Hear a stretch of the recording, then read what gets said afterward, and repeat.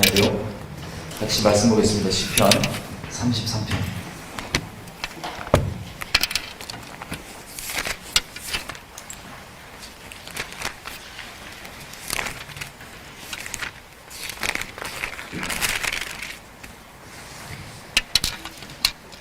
(8절에서) (12절입니다) 시편 33편 8절에서 12절.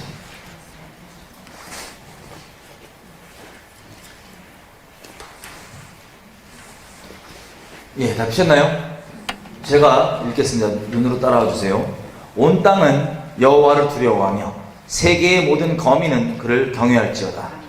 저가 말씀하심에 이루었으며 명하심에 견고히 섰도다.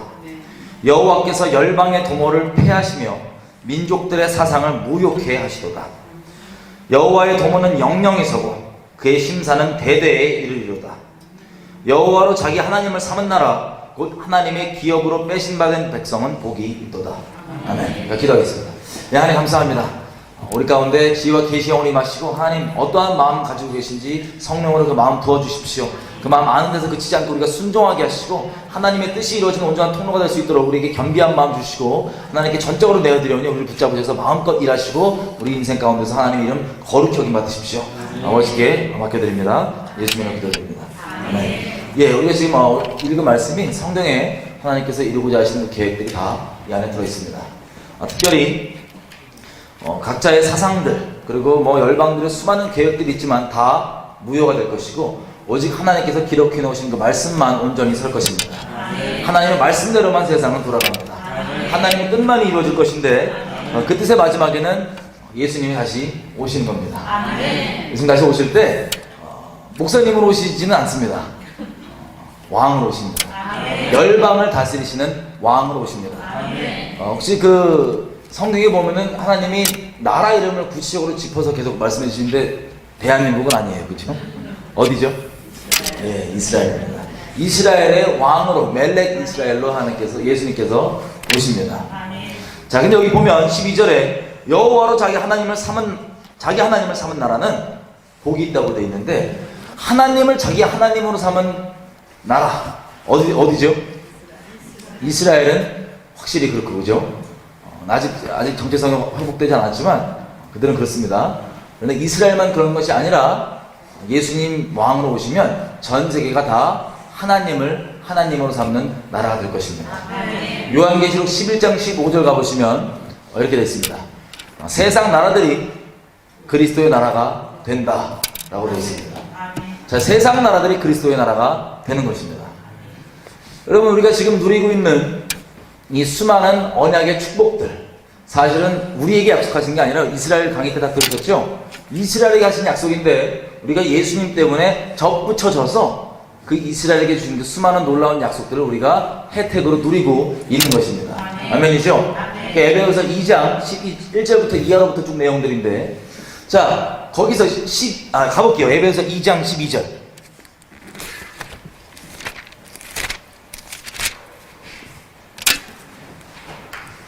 11절은 너희가 이방인들이었는데 12절 그때 너희는, 저 주석을 좀 달아보겠습니다. 그때 너희는 이스라엘에게 약속된 그리스도 밖에 있던 사람들이고 이스라엘 나라 밖의 사람이고 또 이스라엘에게 하신 약속의 언약들에 대해서도 상관이 없는 외인들이고 세상에 소망이 없고 이스라엘에 하나님도 없는 자였더니 예수 그리스도 때문에 너희가 이제 그것들을 다 누리고 있다는 내용.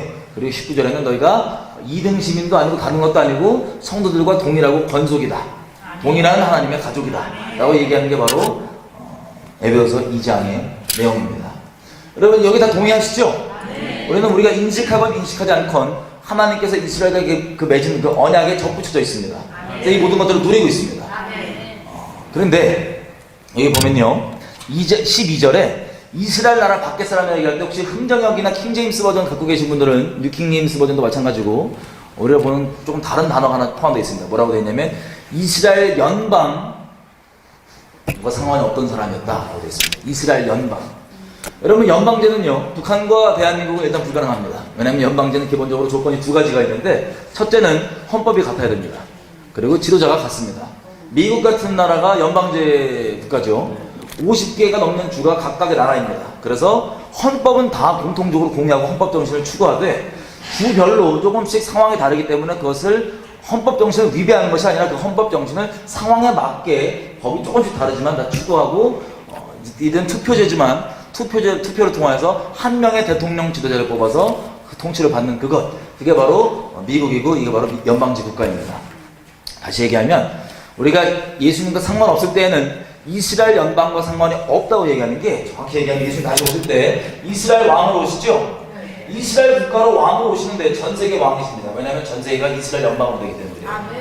자, 그래서 그 근본되는 정신을 공유하고 한 분의 지도자이신 메시아를 우리가 두는 그 일이 예수님 오시면 완성이 되는 겁니다. 자, 접붙여진 그 언약을 분명히 보면 우리가 잠깐 오해할 수 있는 게 뭐냐면 구약과 신약의 다른 하나님 혹은 언약도 다르다고 생각할 수 있습니다. 하지만 엄밀히 얘기하면 하나님께서는 한 번도 바뀌신 적이 없는 동일한 영원하신 분이십니다. 이분은 과거나 지금이나 앞으로나 동일하신 분이십니다. 혹은 우리가 잘못 인식할 수 있는 부분이 뭐냐면 구원조차도 구약에는 율법을 지키는 것으로 구원받다가 신약에는 믿음으로만 받는다고 오해할 수가 있는데 아닙니다. 예를 한번 들어볼게요. 창세기 15장에 아브라함이 하나님께서 저 아들을 입양해서 양자를 섬겨왔던 걸 말리시고 이 텐트 밖으로 내보내셔갖고 무수한 별들을 보고 너희 자손이 이렇게 될 거라고 얘기해 줍니다. 그것이 육체적으로는 불가능해요. 아브라함에게는 이미 할배고, 그리고 별과 같이 많게 된다는 건 죽을 때까지 평생 애를 쓴다 그래도 그렇게 민족 그렇게 많게는 안 돼요. 이미 자기 수준의 일이 아닙니다. 그런데 하나님께서 그렇다 그러니까 그냥 아멘 하는 겁니다. 나의 어떠한 나의 경험, 나의 느낌, 나의 지식, 나의 명철 말고 이거 나를 부인하고 하나님의 말씀을 믿는 믿음, 이 믿음을 주님께서 의라고 여기시고 400년 이후에나 나왔던 율법이 이 의로움을 어떻게 입는지에 대한 방법을 바꿀 수가 없다고 바울이 그렇게 설명을 했던 겁니다. 이렇게 이해할 수 있습니다. 우리가 물리 공식이 있잖아요. 이 물건 떨어뜨리면은 이제 떨어지는 물리 공식이 있습니다. 그죠? 이 물리 공식을 제가 만약에 과학적으로서 발견을 했다고 쳐봐요. 이것은 이 질서는 무거운 걸 떨어뜨리면은 떨어진다고 하는 이 눈에 안 보이는 질서는 제가 만든 건 아닙니다.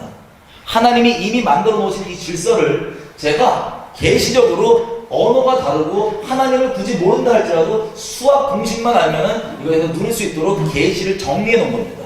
제가 과학적으로서, 그죠?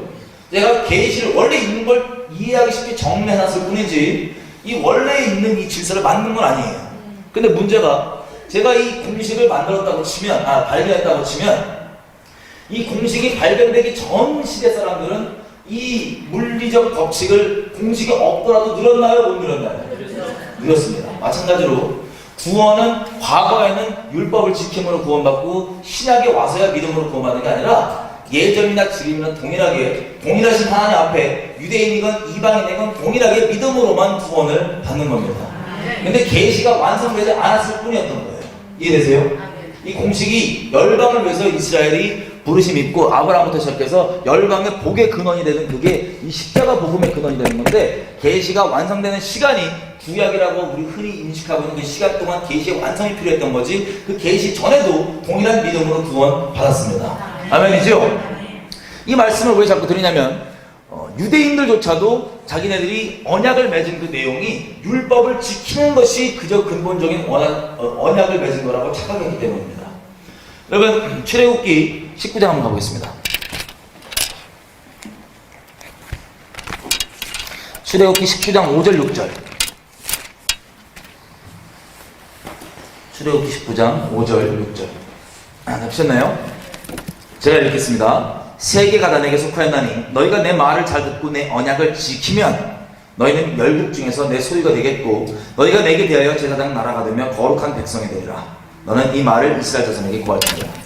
자, 이 내용이 지금 하나님께서 모세에게 하는 말입니다. 5절에 보면 뭐라고 되냐면 너희가 내 말을 잘 듣고 내 언약을 잘 지키면, 이게 뭐냐면 의인은 오직 믿음으로 말미암아 산다 그랬는데 그 믿음으로만 사는 게 뭐냐면 내 명철과 내 지식, 내 틀로 사는 게 아니라 하나님과 살아있는 관계 안에서 여호와 입에서 나오는 말씀을 청종하며 사는 겁니다. 그러니까 흔히 우리가 이해하는 십자가 복음을 믿는 믿음으로만 사는 거 있죠? 자, 그게 여호와 입에서 나오는 말씀을 청종하는 삶입니다. 이게 언약 안에 잘 있다는 건데 너희가 이 언약 안에 잘 있으면 너희 개개인들이 그냥 예수 잘 믿고 끝나는 게, 하나님 잘 믿고 끝나는 게 아니라 너희가 내게 대하여서 제사장 나라가 될 것이다 라고 얘기하는 겁니다.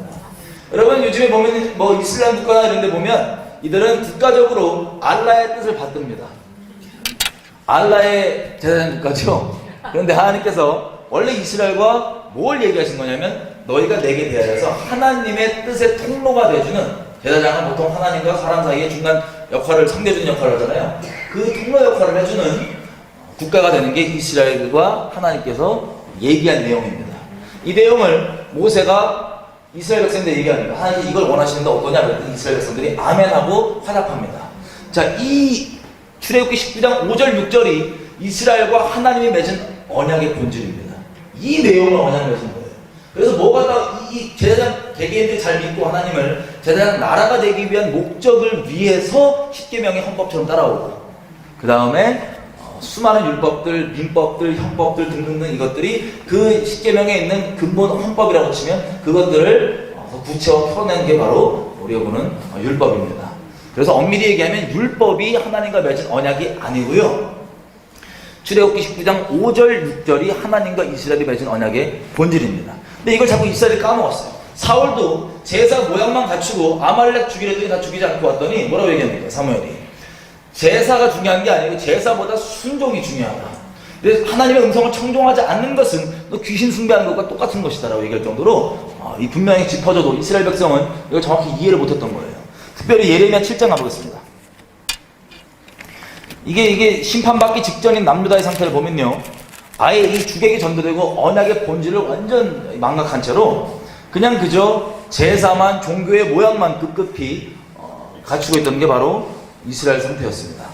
여기 보면 7장 22절, 예레미야 7장 22절 다 피셨나요? 예레미야를 통한 하나님 이렇게 얘기하십니다. 대저 내가 너희 열조를 애굽 땅에서 인도해낸 날에 번제나 희생에 대하여서 말하지 아니하며 명하지 아니하였다. 여러분, 레위기에서 내용이 전부 다 뭐예요? 제사에 대한 내용이죠? 근데 하나님 예레미야를 통해서 하신 말씀이 뭡니까 지금 여기? 제사를 명했다 명하지 않았다? 제사를 명하는 게 아니라 근본적으로. 그 다음 절 23절 오직 내가 이것으로 그들에게 명하여 이르기를 너희는 내 목소리를 들으라, 내 음성을 청종하라, 그리하면 나는 너희 하나님이 되겠고 너희는 내 백성이 되리라. 아멘. 이해가 되세요? 이스라엘 백성은 그저 율법의 겉 모양만 그냥 유지하고 그냥 지키는 척 하면 되는 건 줄 알았는데 그게 하나님과 이스라엘이 맺은 언약이 아니고, 이게 지금 무슨 얘기냐면 출애굽기 19장 5절 얘기를 하는 겁니다. 원래 언약의 본질은 너희가 내 입에서 나오는 말을 청종하는 그것이 너랑 나랑 맺은 언약인데 내가 그거를 명했지 다른 제사든 부수적인 거다. 너희가 나를 청종하는 자리 가운데 있을 때 나와야 되는 거지, 그거 없이는 이 제사랑은 무용지물이고 귀신 숭배랑 똑같은 거라는 거예요. 자, 이런 식으로 이 헷갈려하던 것들을 하나님이 언약을 갱신하십니다. 그래서 예레미야 31장 31절에 보시면 내가 하나님께 이렇게 얘기해요. 내가 유다의 집과 이스라엘의 집에 언약을 새롭게 맺는다고 얘기합니다. 그래서 너희가 내 음성을 잘 듣고 청종한다는 게 새로운 내용이에요? 아니면 출애굽기 19장 5절 얘기예요? 출애굽기 19장 5절 얘기. 왜 신약을 하냐면 신약은 무에서 유를 만드는 새로운 어떤 언약이 아니고요, 원래의 언약을 껍데기 자꾸 헷갈리니까 껍데기 치워버리고 본질이 이거였다라고 그냥 갱신해주는 리뉴얼하는 그런 언약이 바로 신약입니다. 그래서 우리가 이스라엘 집과 유다의 집에 이 새로운 언약을 갱신해주신 그것을 우리에게 하신 것은 아니고 이스라엘 집에 한 것이지만 예수님 때문에 접붙여갖고 이것들을 지금 누리고 있는 겁니다. 여기까지 다 동의하시죠? 예, 그러면 좀 더 구체적으로 가보면 우리가 근본적으로 이스라엘의 언약이 접붙여졌다고 얘기할 때는 어떤 언약을 얘기한 것이냐? 출애굽기 19장 5절 6절입니다. 우리가 얘기합니다. 그리고 우리 또한 생각해보세요. 예수님을 잘 그냥 믿고 개인적으로 잘 믿고 끝나는 게 아니라 어떤 나라를 만드는 게 목적이에요? 하나님 뜻을 섬기는 나라를 만드는 게 목적입니다. 여러분 오해하지 말으셔야 될 건 대한민국만 그 목적을 위해 가야 되는 게 아니라 전 세계가 그렇게 될 겁니다. 예수님 오셔서 완성될 것이지만 전 세계가 그렇게 완성이 될 것입니다. 그게 하나님의 계획이고 뜻이었습니다. 그래서 우리가 시편에서 아까 읽었을 때 우리 여호와를 자기 하나님으로 삼은 나라는 복이 있다고 그러는데 주님 오실 때는 열방이 그렇습니다. 근데 이스라엘이 접붙여져서 이스라엘 연방으로 그게 완성이 되는 거예요. 자, 이 차원에서 제가 이걸 왜 정확히 말씀드렸냐면 우리 대한민국과 북한은 과연 어떤 상황에 있는 것일까? 이 큰 그림 안에서 그걸 한번 확인해 보려고 합니다. 여러분, 감사하게도 우리 열조들이, 우리 조상들이, 대한민국 우리 열조들이 이 이해가 아마도 있었던 것 같아요. 보니까 왜 그랬냐면, 우리 1919년 임시정부가 세워질 때, 임시헌장이죠. 보통 정상적인 국가에서 헌법은 그 나라가 어떤 나라인지 말로 설명해 놓은 겁니다. 헌법 전문은. 예를 들면 대한민국 헌법의 전문은 뭐 대한민국은 무슨 정치를 이어받고 어떻게 하고 쭉 설명이 되어 있잖아요. 그럼 이게 무슨 뜻이냐면, 대한민국이 뭐냐라고 물어봤을 때 그냥 대한민국이 아니고 헌법의 전문이 대한민국이 무엇인지 규정을 해줍니다. 정상적인 국가에서. 근데 우리 임시헌장, 1919년도에 임시정부가 만들어질 때 임시헌장 내용을 전문을 보면 뭐라고 되어 있냐면 이렇게 시작합니다. 하나님과 우리 한국민은 뜻을 같이하여서 이 독립을 선포한다는 내용으로 쭉 이어져서 임시헌장 전문 끝에 부분에 보면은 대한민국이라는 나라는 하나님 나라의 건설의 귀한 기초이라 라고 있어요. 그리고 임시헌장 7조를 보면 뭐라고 되냐면, 신의 은사에 따라서 건국된 대한민국은 이 건국 정신을 세계 만방에 전파하기 위해서 국제연맹에 가입한다고 되어 있습니다. 이게 여러분들이 우리나라 정부 법령 사이트에 쳐보시면 바로 나오는 내용이에요. 단어만 하나님을 신으로 바꿔야 됩니다. 한자로 되기 때문에. 자, 다시 얘기하면 하나님에 의해서 나라를 건국하는 게 어떤 것인지를 열방에 가르쳐주기 위해서 대한민국이 건국된 거였어요. 우리 열조도 그 이해가 있었다고요. 이 세상 사람들은 이것까지 얘기해주면 이런 분들이 있더라고요. 아, 이게 기독교 하나님이 아니고 그냥 하늘의 하나님이다. 여러분, 대한민국 임시정부가 세워지고 첫 번째 발표했던 공식 외교문서 내용을 보면 기독교, 우리가 섬기는 예수 그리스도의 아버지를 임시헌법이 지칭하고 있다는 것을 확인할 수 있습니다. 왜냐하면 이렇게 돼 있어요. 첫 번째 외교문서가 이승만이 미국에 보낸 건데 이렇게 얘기합니다. 미국의 요청이에요. 요구가 3개예요. 첫째, 우리를 일본에서 자유케 해서 이 억압에서 벗어나게 해달라. 둘째, 그러면 우리가 아시아를 민주화할 것이다. 셋째, 그렇게 해서 우리가 전 세계 기독교 복음을 전파할 것이다. 이 우리의 요구가 하나님 보시기에 사람 보시기에 합당한 거니 미국 여러분들은 이거를 거부하지 마십시오. 이런 내용이 바로 대한민국 임시정부가 첫 번째 발행했던 공식 외교문서입니다. 이런 식으로 간략히 말씀드렸지만 우리 역사 가운데 감사하게도 우리가 살고 있는 대한민국은 예수 믿는 분들이 예수 믿는 나라 만들겠다고, 기독교라는 종교의 국교화된 그런 나라가 아니에요.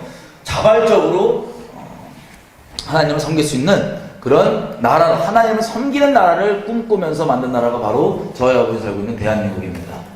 그러면 기독교가 국교화되어 있는 국가와 이렇게 하나님을 자발적으로 국교로 기독교를 정하지 않았지만 자발적으로 하나님을 섬기는 나라의 차이는 아주 미묘하지만 아주 깊습니다. 예를 한번 들어보면, 여러분 디모데전서 2장 1절부터 제가 시간상 그냥 말씀드릴게요. 바울이 옵션으로 얘기하는 게 아니라 명령하는 바가 있습니다. 너희가 기도할 때 뭘 먼저 기도하냐면 임금과 우리 따지면 정치 지도자들 있죠? 이들을 위해서 우선적으로 기도하라고 명령합니다. 그 명령하는 이유가 뭐냐면, 너희가 그것을 기도하는 이유는 너희가 신앙생활할 때 평안하게 할 수 있도록. 여러분, 이게 육신의 안주를 위함이 아니에요. 근본적으로 얘기하면 뭘 얘기하냐면, 만약에 이 세상 법이 하나님의 법과 상충이 돼요. 그럼 여러분들 신앙생활 평화를 할 수 있을까요? 없을까요? 없죠? 예. 그래서 너희의 신앙생활이 평안한 가운데 갈 수 있도록 그것을 위해서 기도하라는 거예요. 이건 출애굽기 19장 6절 기반으로 대단한 나라가 되는 기반이 여기 담겨있는 내용입니다. 그렇게 기도를 하라는 겁니다. 그 다음 절부터 쭉 내려보면 뭐라고 얘기하냐면 이렇게 얘기해요. 모든 사람이 구원을 받는 것이 하나님께서 기뻐하시는 뜻이니라. 이걸 왜 기도하라는 거예요? 그러면 생각해 보십시오. 공산주의 국가에서 모든 사람이 구원받는 길이 있어요, 없어요? 문이 열려있어요, 닫혀있어요? 전방은 돼요, 안 돼요? 잡혀가죠? 예. 하나님 섬겨도 잡혀가고. 이슬람 국가에서는요? 전도하면 돼요, 안 돼요? 예수 믿으라고 전도하면 안 되고. 예수 하나님이라 그러면 죽고. 이 국가들이요, 우리가 인식을 하건 못하건 상관없이 이 영적인 그 포맷을 갖고 다 있습니다, 근본적으로. 왜냐하면 원래 하나님께서 가정, 개인, 교회, 국가 다 하나님을 위해서 디자인하셨기 때문에. 근데 이 디자인이 이 시간이 지나가면서 하나님 나라에 대한 퍼즐 조각이 하나씩 회복이 됐었습니다. 마치 마틴 루터를 통하여서 원래 초대교회가 예수 안에 있는 하늘의 신령한 복들을 다 누리고 충만을 누렸던 것처럼 다 누리고 있었지만 카톨릭 기독교 종교화 되면서 갑자기 그것들이 뚝 떨어져 나갔었잖아요. 하지만 마틴 루터 때부터 종교가 무슨 가로장한 그런 차원이 아니고 원래 예수 안에 성경 안에서 우리에게 누리라고 얘기했던 그 모든 것들이 진리에 대한 회복들이 하나씩 일어나는 과정 가운데 우리가 지금 살고 있는 겁니다. 근데 어쨌든 이와 마찬가지로 하나님 나라에 대한 것도 퍼즐 조각처럼 하나씩 회복이 역사 동안 되어 왔던 거예요. 예를 들면 자유만 한 가지만 얘기해 보면 우리가 지금 뭐 자유 얘기하면 다 이 세상에서 자유 그러면서 방종에 죄 함부로 짓게 내버려 두세요. 낙태하게 내버려 두세요. 나 동성욕 짓거리 할래요. 이거 자유라고 이름 붙이잖아요. 그게 아니라 원래 그들이 얘기한 자유라는 건 존재하지 않습니다. 원래 자유는 뭐 서구 유럽 국가들에서 이런 것들이 정치 제도나 이런 것들이 정리가 되어 왔는데 그것들도 다 하나님 나라의 영적 회복의 퍼즐 조각들이었습니다. 예를 들면 로마부터 가볼게요. 로마의 적그리스도 체제였어요. 마지막에 황제를 신으로 섬기지 않으면 다 죽여버리는 적그리스도 체제. 거기서 국교화가 되기 시작하고 하나씩 나오다가 아예 종교화가 되었고 아주 까마득하게 있을 때는 봉건주의 체제였습니다. 자유가 없어요. 사람들마다. 뭐냐면 성주가 있거나 영주가 있으면 그 땅에 주인이 있으면 나머지 소자농들 이런 사람들이 나를 섬기는 주인을 섬기는 그걸로 다 이렇게 있지 개개인들은 자유가 없었다고요. 그런데 뭐 최근 것만 돌아가보면 마틴 루터나 이런 종교개혁, 흔히 우리가 알고 있는 이런 종교개혁들 통해서 뭐가 시작되냐면 부분적이긴 하지만 우리를 말씀 그대로 믿게 해주세요. 나를 말씀 그대로 믿게 내버려 두세요. 그 자유. 무슨 자유냐면 하나님 말씀을 이 디모데전서 2장 1절 이하로 나와 있는 것처럼 말씀 그대로 믿을 수 있는 그 자유예요. 이거를 카톨릭이라고 하는 이 종교의 견고한 진이 움켜쥐고 내버려두지 않으려고 하니까 무슨 일이 벌어지면 유럽에서 전쟁이 나는 겁니다. 불교 신교 전쟁이라고 역사에 나오고 있지만 여러 가지 정치적 이해관계가 섞여 있지만 역사의 주관자이신 하나님 입장에서 근본적으로 이 전쟁의 이유는 뭐냐면 종교 자유, 쉽게 얘기하면 신앙의 자유 때문에 벌어지는 전쟁들입니다. 여차여차해서 북부에서 이 신앙의 자유가 세팅이 되고 이 프랑스에서는 이 자유를 마귀 입장에서 보니까 자유가 지금 나오잖아요. 디모데전서 2장 1절 이후로 그 말씀들이 좀 성취되려고 하잖아요. 제도적으로. 그러니까 가짜 프랑스의 음녀를 기반으로 한 방종의 자유라고 이름 붙여 가짜를 만들긴 했지만 이 자유에 대한 근본적인 이 뿌리는 어디서 시작되냐면 하나님의 말씀을 있는 그대로 믿겠다고 하는 자유입니다. 그래서 이 자유가 어디서 결정적인 꽃을 피냐면 미국으로 청교도들이 건너가면서 그때 그들이 나라를 만든 그것이 바로 흔히 우리가 알고 있는 자유민주주의 체제라고 할 때 대한민국이 그것을 영입했던 겁니다. 제가 보니까 정확한 기록은 없지만 이 영적 흐름과 여러분들 봤을 때 이승만이나 우리 이 열조분들이 특별히 이승만 대통령께서 이 영적인 이해가 있었던 거예요. 그래서 기독교 국교로 강자화하는 그게 아니고 예수님의 복음을 자율적으로 전하고 들을 수 있고 자발적으로 자원하는 신령을 믿어야 될 거 아니에요. 이게 국교로서의 기독교화된 종교 이 국가랑 그냥 하나님의 뜻을 섬기기 위하지만 자유롭게 자유민주주의 체제로 원래 오리지널 자유민주주의 체제의 목적이 바로 디모데전서 2장 1절 이하에 있는 그 내용을 이루기 위해서 치열하게 피 흘리고 싸워서 만들어낸 제도입니다. 이해되시죠? 자, 그런 차원에서 우리가 하나님과 개인적으로 뿐만 아니라 국가적으로 그 언약에 접붙여지게 된 게 바로 대한민국이었어요. 만들어진 전부터. 문제가 뭐냐? 여러분 아시는 대로 일본 그 당시 때 제국이 헌법 3조만 보더라도 우리를 식민지로 삼고 있던 그때 제국의 헌법 3조가 천황에 대한 내용이 이렇게 나왔습니다. 천황은 신성하고 그 신성은 불가침 만든다. 이게 쉽게 얘기하면 천황이 신이란 소리예요. 그거 딴지 걸지 마라. 천황이 육신을 입은 신, 이거 그리스도예요? 적그리스도예요? 적그리스도죠. 이게 바로 헌법 3조였습니다. 일본의 그 당시 때, 여러분 친일감, 반일감을 갖지 마세요. 그 당시 때 얘기한 거니까. 그 일본의 국가적 정체성 자체가 적그리스도 국가였어요. 그 당시 때. 근데 그게 도드라지지 않다가 1930년대 이후부터 일본에 우리는 좌익의 김성 귀신 들린 사람들이 많은데 일본은 우익의 천황 귀신 들린 사람들이 많아요. 똑같은 태양신 귀신입니다.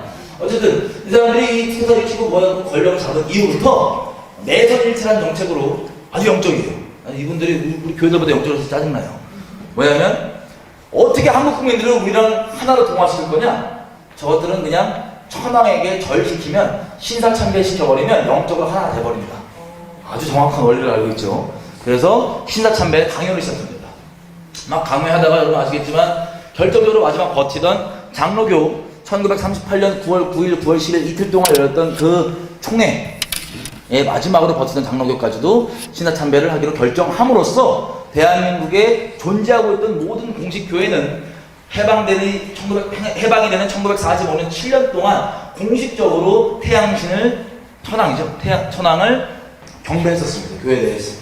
예배 시작할 때 천황에 절하고 천황 찬양 노래 부르고 그리고 예수님 예배를 드렸고 그리고 예수님을 전도했다기보다는 신사참배 권유운동을 우리 교회들이 공식적으로 7년 동안 하다가 미국이 핵폭탄 떨어뜨리느라고 얼떨결에 우리가 해방이 된 겁니다. 너무 좀 어떻게 그렇게 해방이 된 겁니다. 뭐 우리가 영화에서 미화하는 것처럼 누가 뭐 열심히 해서 뭐 그 나쁜 일은 아니겠지만 어떤 사람의 힘으로 된 게 아니에요. 자, 그렇게 해방이 됐는데 그 이후에 문제가 있습니다. 하나님께서 큰 은혜 베풀어 주시고 독립운동의 선두주자 되게 해주시고 대한민국의 임시정부부터 시작해서 건국의 주체가 되신 이 교회가 결국 하나님을 배도했잖아요. 그죠? 배도하다 보니까 문제가 커지는 게 도드라지게 일단은 남과 북으로 갈렸습니다. 여러분, 하나님께서 열방 가운데 주관하시는 하나님께서 이 말씀하시는 것들이 여러 가지 통해서 말씀하시잖아요. 그죠? 지금 결론적으로만 얘기해보면 북한의 평양에 보면 이 만수대 언덕이 있어요. 거기에 김일성 동산, 지금 김정은 동산까지 옆에 있는데 큰 거 이렇게 있습니다. 이래요. 그러면 북한 사람들과 거기를 방문하는 해외에서 방문하는 사람들, 한국인 포함, 목사님 포함, 가면은 첫 코스가 어디냐면 김일성 시체 보관하고 있는 저 금수산 궁전을 가든가 아니면 그 만수대 언덕 가서 절하는 거, 참배하는 게 첫 번째 순서입니다. 자, 그 만수대 언덕이 있는 그 자리가 어디냐면 1907년 평양 대부흥이 났던 바로 그 장대지 언덕이 그 만수대 언덕입니다. 그 자리에 우리 한국교회가 일본 태양신 섬기기로 결정했더니, 배도했더니 그 결과로 그 은혜의 그 자리에 이름만 김일성으로 바뀌어있지 동일한 태양신상이 지금 박혀있는 겁니다. 여러분, 우리가 지금 이 영적 전쟁을 얘기를 해보면 저는 북한을 두고 기도를 막 했었을 때 일어나는 일이 너무나 끔찍하잖아요. 인권 얘기는 이미 아시기 때문에 제가 굳이 언급하지 않겠습니다. 너무나 끔찍한 일이 벌어지고 예수님을 모른다고 하는 세상의 유엔의 동성애 막 하고 이런 사람들도, 동성애 짓거리 하는 사람들도 북한 인권을 알게 되면 뒤집어 꼬꾸라져요. 너무나 끔찍한 일이 벌어지고 어떻게 저게 가능하냐. 김일성은 하나님으로 여기지 않으면 3대를 잡아가 이 정치범 수용소 같은 데 집어넣고 죽음의 수용소 같은 데 집어넣고 이게 어떻게 가능하냐. 막 다 충격과 경악을 하고 있습니다. 제가 그래서 저도 이제 처음 예수 믿고 한 2006년도 기도를 하는데 이런 사실들 하나하나가 알게 되는 거예요. 하나님께서 어떤 루트들을 통하여서. 근데 그때 너무 충격했습니다. 근데 기도를 하는데요, 하나님께서 더 충격적인 말씀들을 주시는 거예요. 결론적으로 얘기하면 저는 그 일어나는 일이 너무나 끔찍해서 제발 좀 빨리 통일시켜주시고 살려주십시오 그랬는데 하나님이 통일을 못 시켜주시는 이유가 북한 때문이 아니고 남한 때문이라는 거예요. 대한민국 교회 때문에. 저 북녘 땅에는 정말 주님 오실 길을 예배할 수 있는 마지막 때 순결하게 예배되는 교회들이 있는데 지금 통일을 열어버리면 대한민국의 교회들이 죄를 죄로 여기지도 않고 다 종교화돼 버려서 더 큰 지옥자식을 만든다는 거예요. 그래서 대한민국 교회들이 기다려주느라고 통일을 못한다는 이게 너무 충격적이었습니다. 이미 11년 전이에요. 관점이 바뀌기 시작하는 거예요. 이게 도대체 무슨 소리입니까? 그리고 당연히 북에다가 먹고 사는 게 힘드니까 동포들 막 이 햇빛 정책 이런 거 펴주고 이런 거 저걸 찬성했거든요. 당연하죠. 굶어 죽는다 그러니까. 근데 기도한다 하니까 이게 가심하다는 거예요. 이해가 안 됐습니다. 왜 이게 가능하죠? 그리고 막 기도를 할 때 우상숭배 때문에 이렇게 된 거니까 우상숭배 대신 뭐 회개하고 어떻게 이렇게 끔찍한 일이 일어날 수 있을까요? 막 기도하는데 제가 그냥 단순하고 얄팍하게 이해하는 것보다 한 단계 더 다른 차원의 관점들을 열어주시는 거예요. 그게 뭐냐? 레위기서 한번 가보겠습니다. 26장.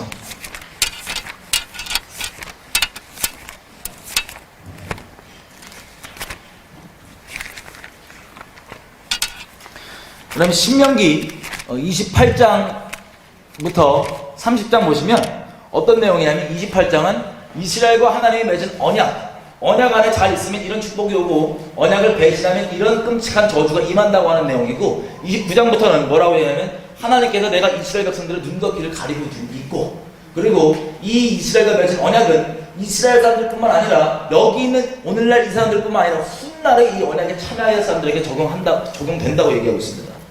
그리고 30장은 이게 멀리 되는 게 아니고 마음에 가까이서 이 말씀 내가 지킬 수 있고, 31장은 마무리 지으면서 여호수아 데리고 와라. 여호수아는 내 약속한 대로 이들을 약속의 땅에 넣을 것이지만 모세야 너 남아가라.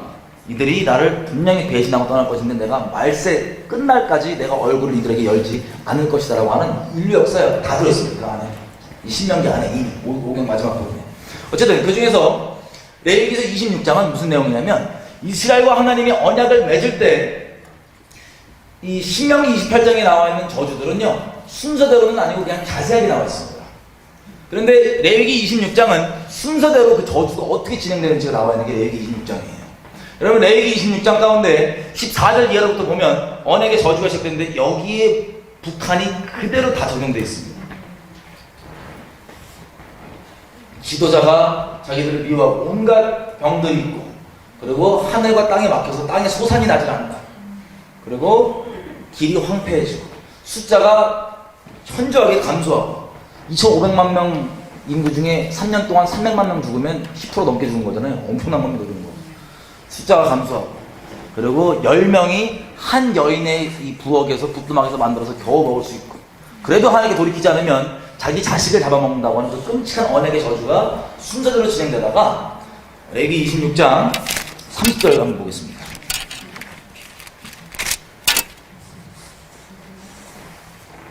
여러분 이미 29절까지는요 한 번도 땅 위에 다 진행이 되고 있습니다. 다시 얘기하면 북녘 땅에 일어나고 있는 전 세계가 경악하는 그 끔찍한 일들의 원인의 근본의 원인은 단순히 우상 숭배 차원이 아니라 하나님 보시기에 우리가 언약을 배신했다고 보시는 거예요. 여러분 이제 처음부터 국가적으로 이 이스라엘의 언약에 어떻게 대한민국이 임시정부 때부터 접붙였는지 제가 간략히 말씀드렸기 때문에 이게 여러분들에게는 황당한 소리는 아니실 겁니다. 그래서 하나님 보시기에 지금 언약을 우리가 배신했다고 보는 거예요. 그럼 북한 구원과 통일은 뭘 하면 돼요? 우리가 교회들이 언약이 계속 떠나있으면 돼요? 아니면 언약으로 본질로 돌아오면 돼요? 예, 주님께 똑바로 돌아오면 해결되는 거예요. 통일 문제는요 정치 문제도 아니고 근본적으로 얘기하면 세상 얘기도 아니고 누구 지도에 뽑느냐도 얘기도 아니에요. 교회 문제입니다. 교회가 지금 안에 똑바로 있느냐 없느냐, 이게 통일의 열쇠이고 관건입니다. 왜냐면 교회의 배려 때문에 지금 갈라져서 이 지경이 돼 있거든요. 남유다와 북이스라엘이 솔로몬의 배도함과 범죄함으로 갈라졌을 때 남유다가 더 잘나서가 아니고 순전히 100% 다윗 때문에 하나님께서 이스라엘과 국가적 차원에서 하나였을 때, 남북이 아니라 하나였을 때 맺은 그 언약의 국가적 부르심을 남유다로 하여금 이어가게 해주셨습니다. 그런데 북이스라엘도 이렇게 내버려두지 않았어요. 북이스라엘이 처음부터 금송아지 재단 만들고 우상 체제로 시작된 그런 국가 음향을 가졌는데 내버려두지 않고 수많은 선자들을 보내십니다. 하나님께서 우리가 뭐 보는 아모스 뭐 누구 이런 수많은 선자들이 가서 호세아 뭐 얘기하는데 돌아와요 안 돌아와요?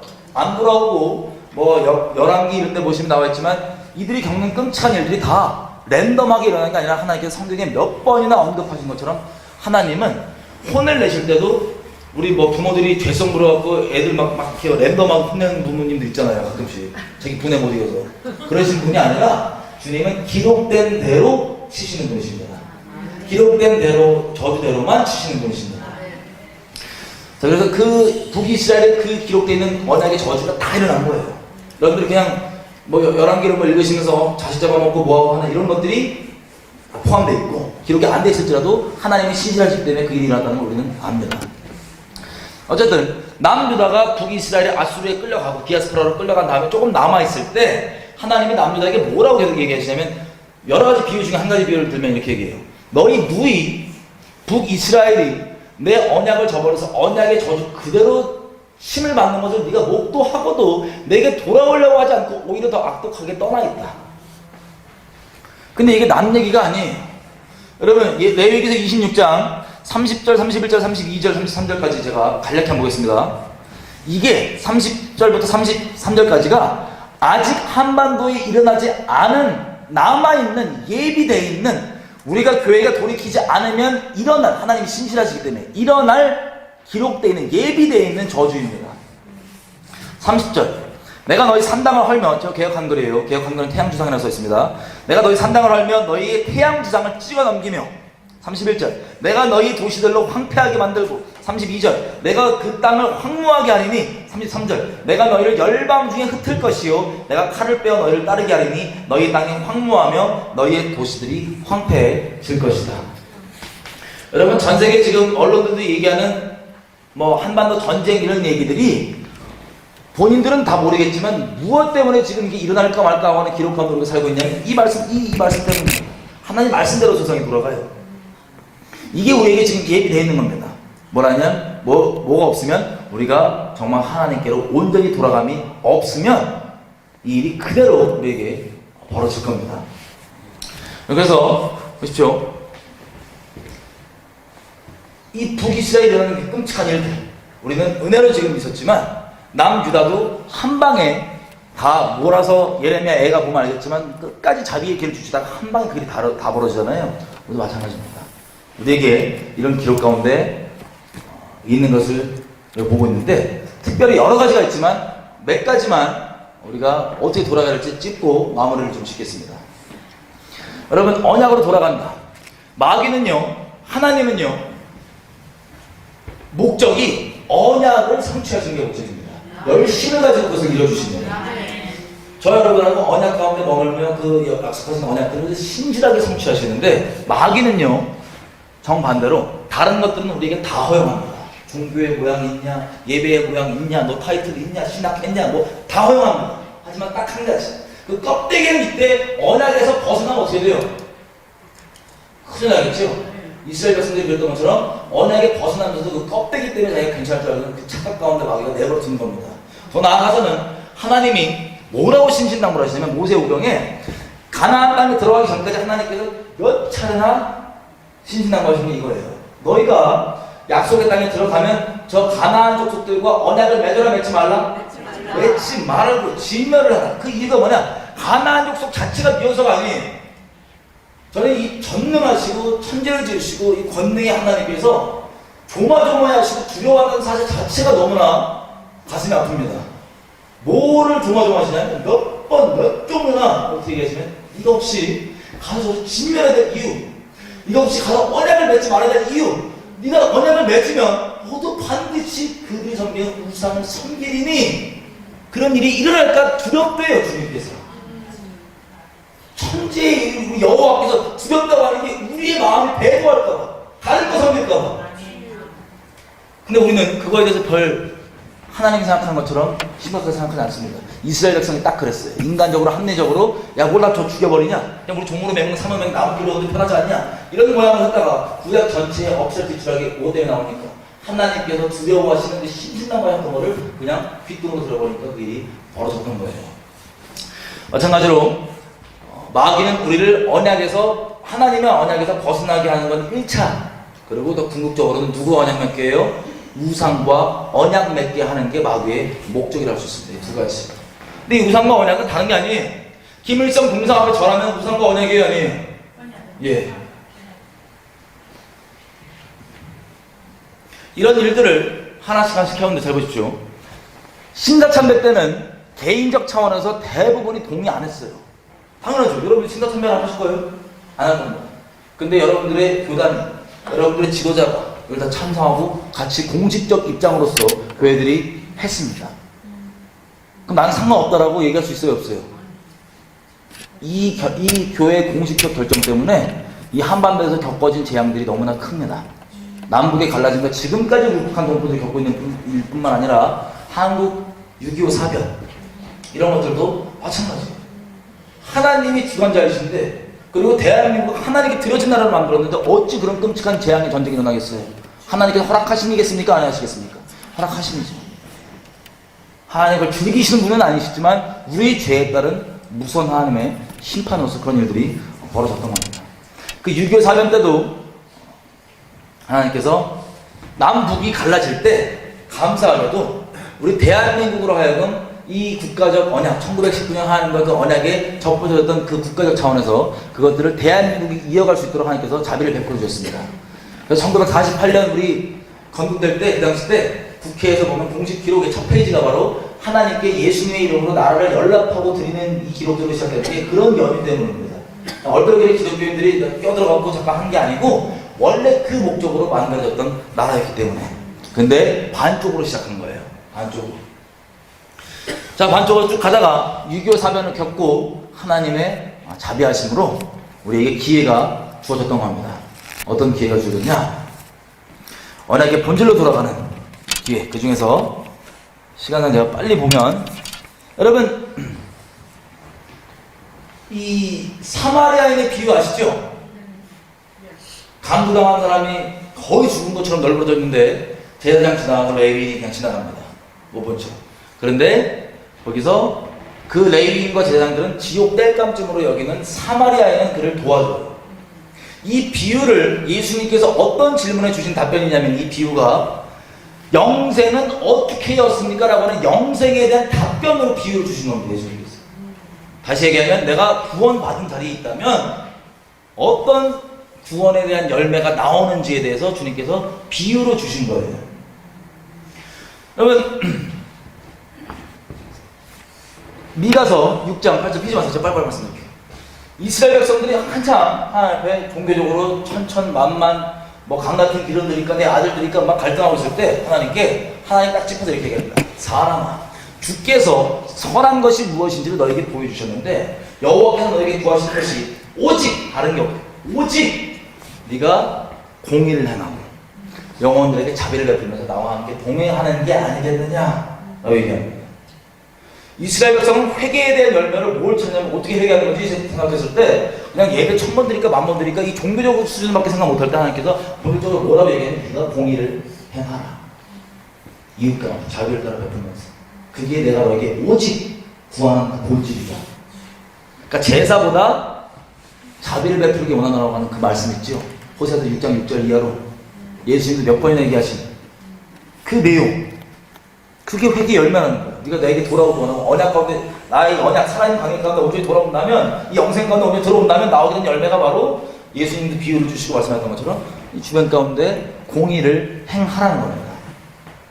그리고 이사야서 1장도 마찬가지. 종교적인 1장에 보면 모양이 기도도 열심히 하고 많이 하고 월삭과 안식일과 온갖 성회를 다 모입니다.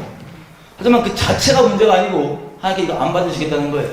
문제는 네가 이웃 가운데 어려움 당하고 핍박받고 학대당하는 자를 공의를 따라서 도와주라는 게 하나님께서 요구하신 첫 번째 열매입니다. 또 예레미야 7장도 마찬가지. 여호와의 성전에 예배 잘 드리고 있는데 갑자기 예레미야를 하나님께서 보내갖고, 이게 여호와의 성전이라는 말을 믿지 말아라. 너희가 이웃 사이에 반드시 공의를 행하고 그 죄악을 정말 떠나고 우상들을 버리면 내가 너에게 말한 대로 영원히 이 땅에서 살게 해주겠다. 공의예요, 공의. 그리고 우리 소돔과 고모라도, 여러분 에스겔서 16장 49절 이하로 보시면 소돔과 고모라가 심판당한 근본적으로 딱 이거다라고 짚어서 기록해 여기 나옵니다. 개인적 차원에서 하나님께 온전히 있지 않으면 영적으로 음란합니다. 당연히 그 육적으로 음란함이 나오죠. 그거는 당연한 거고, 이 공동체적으로 무슨 죄악 가운데 있었기 때문에 주님이 심판했다고 얘기하면 이렇게 얘기해요. 너의 아우 소돔의 죄악은 이러하니 그가 먹을 것의 풍성함과 교만함 때문에, 먹을 것이 풍성함에도 불구하고 교만하여서 어려운 가운데 있는 자들을 돌보지 아니하였다. 내가 이것을 가증에 의해서 소돔을 없애버렸느니라. 이게 하나님께서 심판하신 이유입니다. 우리는 단순히 이 강도당한 자들을 사마리아인 비유처럼 도와주고 안 도와주는 게 해도 되고 안 해도 되는 그냥 옵션처럼 생각하는데, 여러분 오해하지 마십시오. 예수 믿는 그 믿음으로만 의로움을 얻습니다. 내가 예수를 믿는 자리에 있다면 어떤 열매가 나오냐? 바울이 얘기하는 것처럼 너 스스로 믿음에 있는 체크해보라. 어떤 믿음의 열매가 나오냐? 이 어려움 가운데 있는 사람들을 공의를 따라서 도와준다는 거예요. 이걸 도와준다고 영생을 얻는 게 아니고, 내가 주님 안에 믿음 가운데 있으면 그것들을 보고 지나치지 않고 도와준다는 겁니다. 공의를 따라서. 하나님의 계명은 하나님을 마음을 다하고 뜻을 다하고 힘을 다해서 사랑하는 것, 그리고 또 이웃을 너의 몸과 같이 사랑하는 것, 이게 두 개가 따로 가지고 세트예요. 요한 1서 보면 그 전체가 그 내용을 얘기하는 겁니다. 따로 가지고 이게 세트라는 거죠. 하나님 사랑하는 어떻게 하냐? 이게 형제가 어떻게 해야 되는 거 알 수 있다. 자, 이걸 다르게 얘기하면요, 공의를 행한다. 이게 우리 공의를 행하는 이유들. 아모스 6장에도 이렇게 얘기합니다. 이스라엘에 대해서 너희가 이 재앙의 날이 멀다고 해서 기지개 펴고 상하상에 누워서 막 다윗처럼 악기를 제조해서 지절거리고, 제 표현이 아니에요. 지절거리고 막 그 큰 접시에다 포도주 쫙 당기고 막 귀한 기름을 바르면서도 너희 동포인 요셉 족속이 겪고 있는 환란에 대해서는 신경 쓰지 않고 있기 때문에 나도 너에게 재앙을 내리겠다 라고 얘기하는 수많은 얘기들이 아모스서의 공의를 하수같이 강같이 흐르는 그 내용으로, 공의가 아모스서뿐만 아니라 성경 전체 하나님께서 하나님의 보좌의 기초는 공의이기 때문에 이거 없이 하나님 나라가 뭐 아무것도 없는 거예요. 공의가 없으면. 그래서 회개의 첫 열매가 뭐냐? 공의를 행하라는 겁니다. 그래서 이해되시죠? 자, 그런 차원에 쉽게 얘기해보면, 여러분 그러면 이제 우리 대한민국 공의를 행해야죠. 주님께 정말 똑바로 회개하고 돌아온다면 뭘 하냐면 공의를 행하겠습니까? 안 하겠습니까? 공의를 행하는 거예요. 그러면 저 적그리스도에 붙잡혀갖고 저 목적이 조금씩 비껴나왔고 자꾸 대한민국에 대해서 정의를 뭐 한다고 막 신학생 투철당하는 이상한 것들 많잖아요. 적그리스도 때문에 그런데, 적그리스도는 짧게 설명드리면 그리스도, 진리이신 그리스도인 척하는 사람, 인본주의 거짓말이에요. 사람이 갖고 있는 인본주의의 선악기준상 듣기에 좋아요. 뭐라 보여요. 근데 그것이 진리를 배치해서 사랑을 얘기하지만 하나님의 진리의 사랑도 아니고 동성역 따위를 옹호해주고 합법화해주는 그런 차원의 사랑. 사랑을 얘기하지만 바람 피고 가늠한 것도 사랑이라고 얘기하는 이상한 다른 사람들이 얘기하는 선악을 뒤바꾸는 것입니다.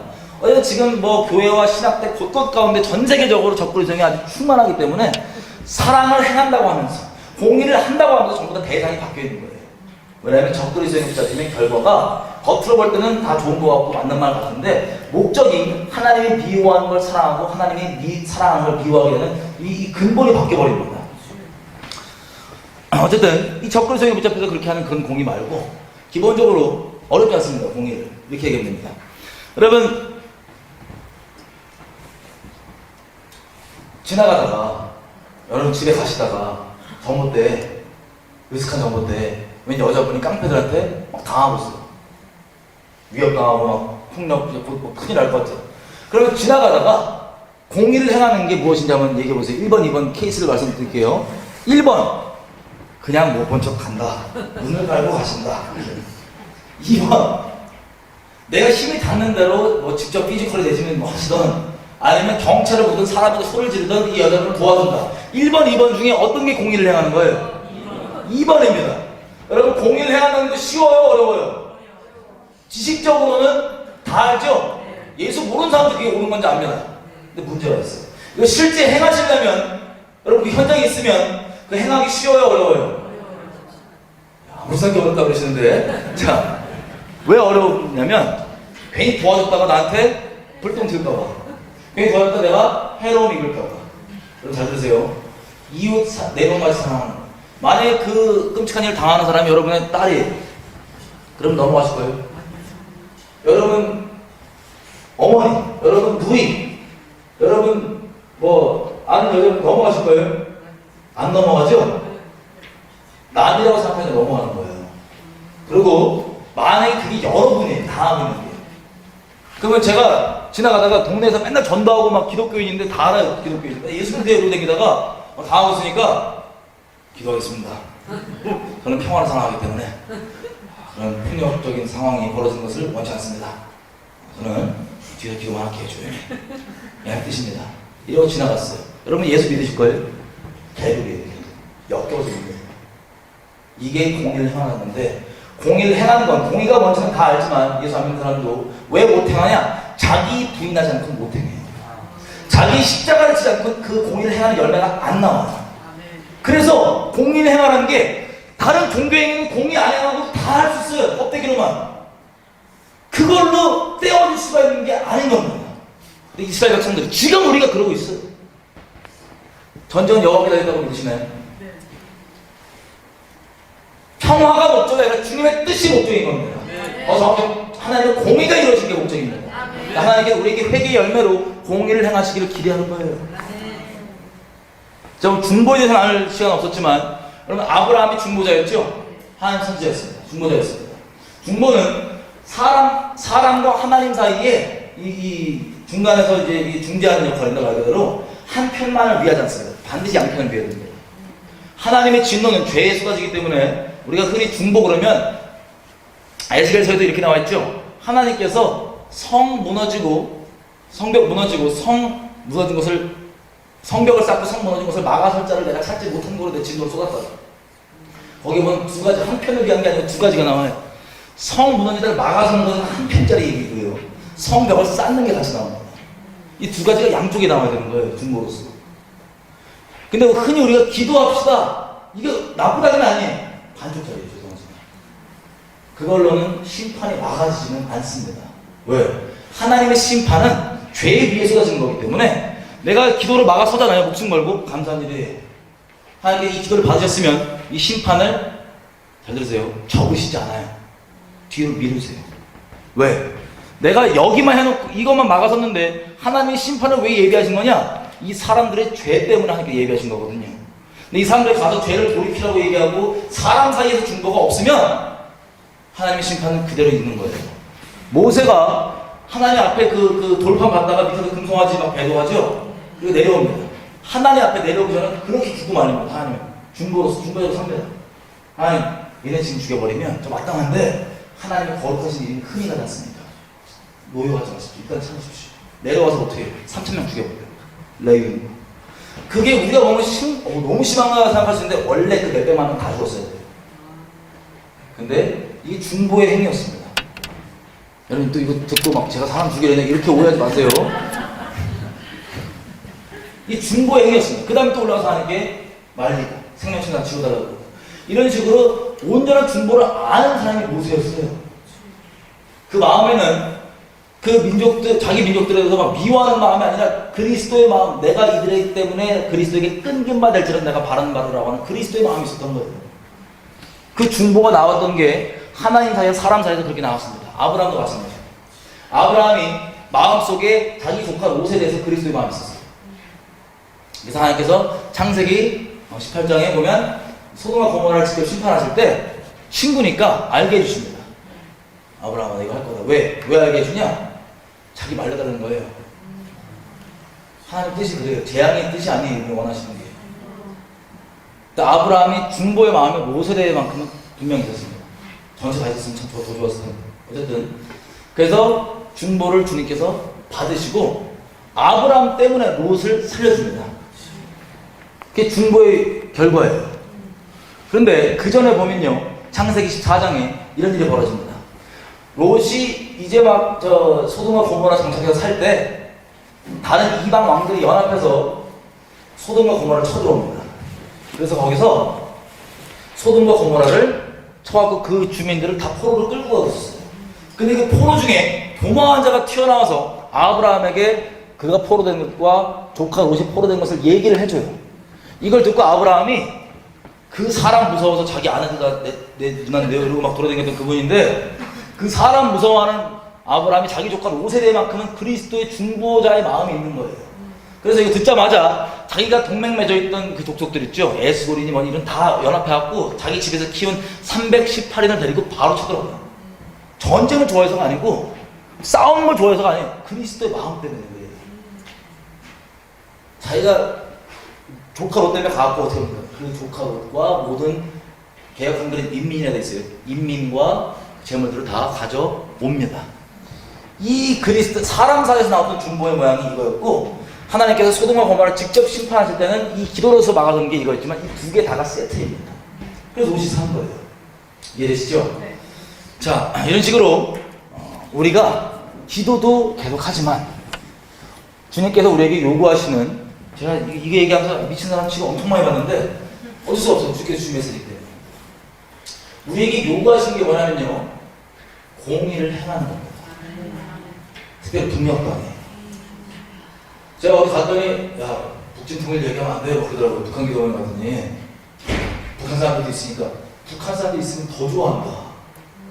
왜? 여러분들이 붙잡혔는데 아무도 안 도와주는 게 아니라 내가 피해가 있어서 도와주겠다고 발벗고 나선 사람이 있으면 근데 그게 두려울 수 있지만 예수 이름 때문에 그렇게 예수 이름 때문에 내가 도와주겠다고 벌벌 떨면서 나서면 그거 보고 예수 믿겠냐 안 믿겠냐. 그게 주께서 기다리는 거고 우리에게 제한이 있던가 아니면 부흥이 나는 게 어떤 모습을 보고 나냐. 여러분 만약에 이대로 예를 들어서 제한이 없으면 어떻게 북한이 잘 되었다고 생각해봐요. 하나 되지 않을까 우리는. 뭐 지금 뭐 미국이 들어가고 뭐 모종에 합의를 해서 야 어느 부분은 중국이 하고 러시아가 하고 우리가 하고 일본이 하고 문화를 통치하자고 이렇게 하고 만약에 그냥 북한 지금 정권에서 모임을 받았는데 지금 이 상태 우리가 한국 교회가 예수의 이름으로 여지껏 무슨 짓을 해왔는지 북한 주민들을 확인하는 거예요. 예수 믿을까요? 아니면 일을 갈까요? 역겨워서 일을 갈아요. 왜? 평화의 이름으로, 사랑의 이름으로 우리가 해오는 게 그분들이 죽어나가는 것을 못 들은 척, 못 본 척, 그리고 공의를 얘기하면 그 너무 과격하지 않냐, 뭐냐 그러면서 했던 그게 예수의 이름으로 우리도 살아야지. 우리도 뭐 해야지. 역겨워서 반기독 국가 돼요. 북한은. 우리 때문에. 하나님의 이름이 우리 때문에 못 받습니다. 마지막 이 샘플 예를 들고 기도하면 될 것 같은데 제가 북한 관련해서 하도 하나님께 주신 마음들이 있고 막 기도하다가도 죄인인지라 이 마음이 식을 때가 있잖아요. 하나님께서 이 동일한 비슷한 내용들의 꿈을 막 주십니다. 그 꿈 중에 하나가 이런 거예요. 여러분 꿈 얘기하기 전에 샘플부터 말씀드리면 비유를 말씀드릴게요. 만약에 여러분들이 아파트나 빌라에 살아요. 근데 복도를 공유하죠, 옆집이랑. 복도를 공유하는데 그 옆집에 우리 친척들이 살고 우리 집에는 우리가 삽니다. 근데 옆집에 웬 정신병자 이상한 놈이 들어가고 문은 다 잠궈요. 창문까지 꼭꼭 닫아요. 빛도 안 새요. 그리고 들리는 소리 들으니까 막 무지끈 뚝딱 깨지고 비명소리 나고 난리가 나요. 그럼 여러분 공의를 행하실 거면 어떻게 하시는 게 공의를 행하는 거예요? 1번 부담스러워도 못하는 척한다. 2번 문을 두들기든 사람들 부르든 어떻게든 이거 막아본다.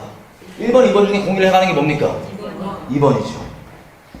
그런데 우리가 여태껏 안 그랬어요.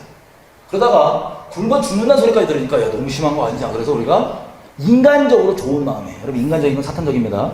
베드로도 인간적인 마음에 주님 말리다가 사탄아 물러가라 소리 들었어요. 자, 인간적인 마음에 굶어 죽는다 그러니까는 공의 행하는 게 근본되지 못하고 뭐 했냐면 나 먹을 걸 잔뜩 줬어요. 20 몇 년치 먹으라고. 굶어 죽는 거니까.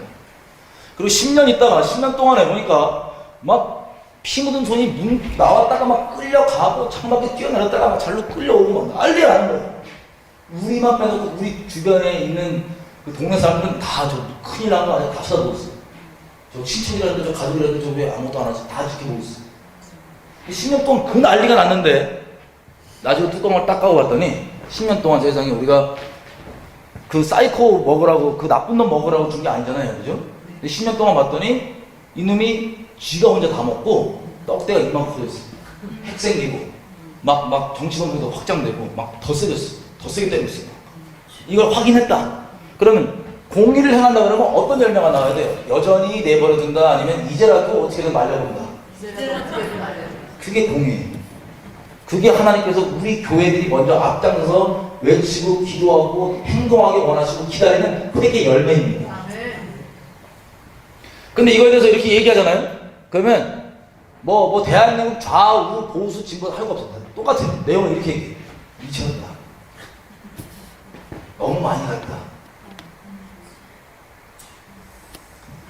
그래서 제가 이게 어차피 이런 분들이 특별히 왼쪽으로 기우셨던 분들 왼쪽으로 기울어 이런 분들은 뭐라고 얘기하면 그래도 그런 식으로 과격하게 굴면 전쟁 나잖냐. 전쟁 나고 싶냐? 전쟁 나고 싶을까요? 전쟁 나냐 안 나냐가 중요한 게 아니에요. 그럼 저 깡패 같은 것들이 저렇게 하는 걸 끝까지 조공 바치고 저 양아치들한테 이렇게 하고 있으라고요? 그렇게 유지된 평화 갖고 있으라고요? 야, 그 동포들한테 최선 저런 걸 당하는데 목소리 내야 되냐? 그런 평화가 깨진다. 우리 동포는 죽어나가는 목소리 못 듣는 척하고 못 본 척하면서 얻어져 유지되는 이 깡패 자식과 유지되는 이 평화. 주님께서 보시기에 이거 기쁘게 보실까요? 역겹게 보실까요? 이 평화가 역겨운 거예요. 우리가 이 북한 동포들은 공의에 대한 게 근본되지 못한 채로 함부로 평화를 올리는 건 두뇌 앞에 역겨운 거예요. 전쟁이 정말 여호와께 달렸다고 믿으신다면서요.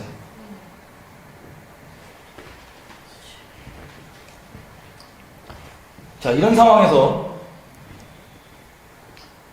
또 먹을 걸 계속 줘야 된다는 거예요. 이 평화 유지, 조공 마셔야 된다는 거예요. 조공.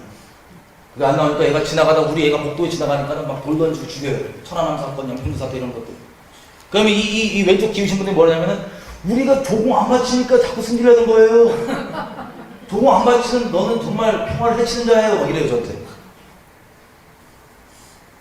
그럼 제가 얘기합니다. 아니, 이걸 줘봤자 우리 동포들 안 가지 않냐. 저 이상한 저 나쁜 놈만 먹는데 그럼 이거 계속 줘야 되냐. 이렇게 얘기하더라고요. 나도 우리가 줘봤자 저 동포들한테 안 가는 거 안다. 근데 저 나쁜 놈이 먹다가 쌀털 몇 개 흘리지 않냐. 그거라도 먹여야지. 여러분, 이게 북한 동포들이 들으니 무슨 뜻인지 아세요? 당신이 당하는 걸 내가 다 알고 있는데 강간 당할 때 당하더라도 그 강간 당하는 걸 먹다가 흘린 밥풀 들어먹고 당하는 거예요. 이 역겨운 짓을 우리가 예수 이름으로 하고 있습니다. 여러분, 이것 때문에 우리 심판받아요. 이것 때문에 지금 전쟁이 준비되어 있다고요. 우리 머리 위에 펄펄 끓는 이 가마솥이 준비되어 있다고요. 그게 기울어져서 북녘에 먼저 쏟아지는 것 같지만 이게 온 땅에 재앙이 됩니다. 왜냐면 하나님의 심판이기 때문에.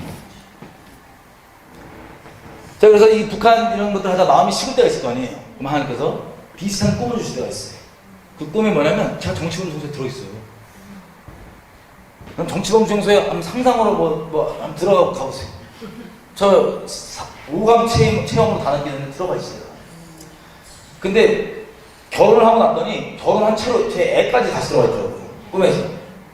이게 순간순간 생존해야 되니까 이게 살아는 판으로 이 스트레스가 말로 설명이 안 돼요. 너무 큰 스트레스가 있어요. 조금만 잘못해서 즉결 심판으로 맞아줄 수 있는 곳인데, 재판이 필요 없는 곳인데, 막 순간순간 살아는 판처럼 겨우겨우 생존해 나가는데 꿈에서 제 친동생이 제가 이 끔찍한 곳에 있다는 걸 알아요. 꿈에서. 이게 사실 말도 안 되는 거기 때문에 제 동생이 안다는 걸 제가 인식하자마자 어떤 소망이 생기냐면 제가 나를 어떻게든 나를 건져주겠지. 사람들을 데리고 오던 앞에서 폭탄을 던지던 소라를 피우던 나를 어떻게든 사람들 끌고 와서 데리고 가주겠지. 이 생각밖에 안 들어요. 생존해 나가면서. 근데 꿈에 보니까 제 동생이 뭐 하고 있냐면요. 앉아갖고 교회에서 어디에서 이런 얘기하고 있어. 야, 너 보수야 진보야? 너 좌파야 우파야? 이러고 우리는 가족으로서 순간순간을 생존해 나가고 있는데 죽을까 하루하루 이게 생존해 나가고 있는데 순간순간 생존해 나가고 있는데 제 친동생이라고 하는 동생은 말장난하고 있는 거예요. 이걸 꿈에서 확인하면 이제 심령이요 그냥 사형선고가 늘어집니다. 마음에 소만이 끊겨요. 소리 지르는데 소리가 안 나가는 입만 벌어지면 비명이 나가요. 이렇게 눈물 막 누가 널 보살펴 줄 거야. 몰라서 그런 줄 알았더니 다 아는데도 내버려두는 거야. 이 끔찍한 사람 몰라서 그런 줄 알았더니 밖에서 이 소식만 나가면 나 더할 줄 알았더니 세상에 예수 믿는다고 하는데 예수의 이름으로 이 말장난하고 앉아갖고 이걸 알고도 그냥 내버려두는 거야. 왜? 나 피해갈까봐. 자기 피해갈까봐.